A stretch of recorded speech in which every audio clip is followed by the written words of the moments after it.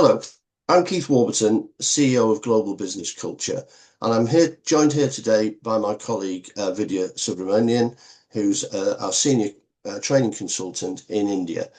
And we're going to be making a series of videos on typical workplace behavior within Indian organizations. And these are aimed to help people working with teams in India to collaborate more effectively.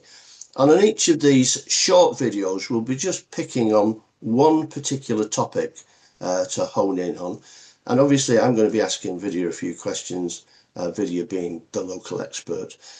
So one of the issues that's very often raised to me from our Western clients who are working with teams in India is how difficult it is sometimes to get any form of direct disagreement from their teams in India. They never really know whether or not their teams agree with them or disagree with them because all they ever tend to get is agreement.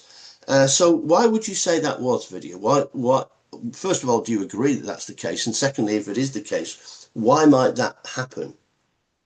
Yes, Keith, I do agree. The first and foremost thing is respect is extremely important.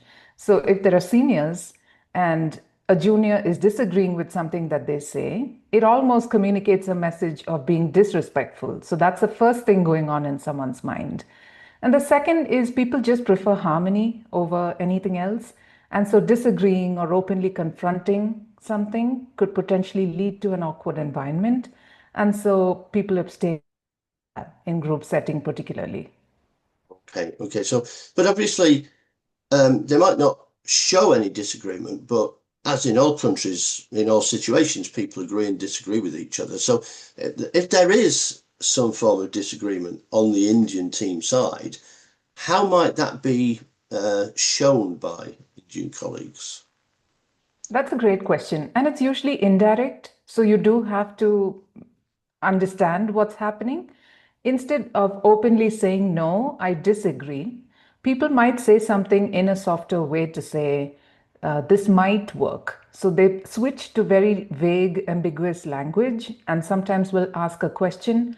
Do you think this is possible? Or maybe I need to try this and I can get back. So then you get the sense that they're not certain about it. There's something deeper that they are questioning, but they won't just use the words to say, no, this won't work. So it will be indirect. I think sometimes the challenge is that indirectness is interpreted as agreement, and Yes. people leave the room. The Americans, for example, think everybody's agreed with this, and the Indians think we've quite clearly shown that we disagree with this. And so Yep. there's complete miscommunication in the middle there. So if that is the case, and we know that's the case because our clients tell us all the time that this is a challenge that they face, what can leaders in the West do to create an environment where their Indian colleagues feel kind of safe to disagree? The main reason why people are afraid to disagree is that the person listening to that disagreement does not welcome that feedback. So, if you're going to feel like you got punished for saying what you said, then it's difficult to do that. So, people just shut up then. So, first of all, is to actually openly invite different points of view and say it's completely okay if you disagree. I would love to hear your thoughts. It's your thoughts that would make this better, that kind of reinforcing language.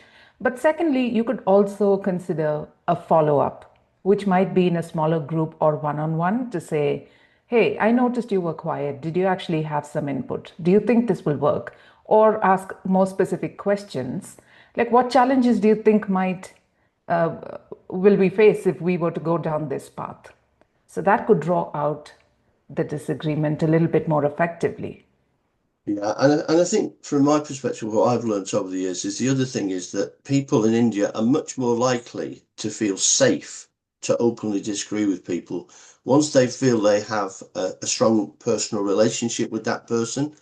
And that Yes. strong personal relationship isn't something that can happen overnight. It's something that's built purposefully over a period of time.